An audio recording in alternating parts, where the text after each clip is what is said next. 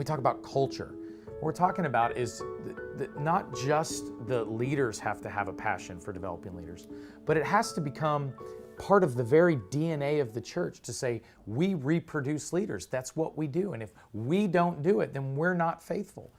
The church has to have a culture that begins to embrace foundational belief systems that say the church's job is to produce leaders. And when the church doesn't believe that, when the church doesn't bleed that, when you cut them, then it really won't matter how often the leader wants to talk about it. It won't really matter how many programs you develop.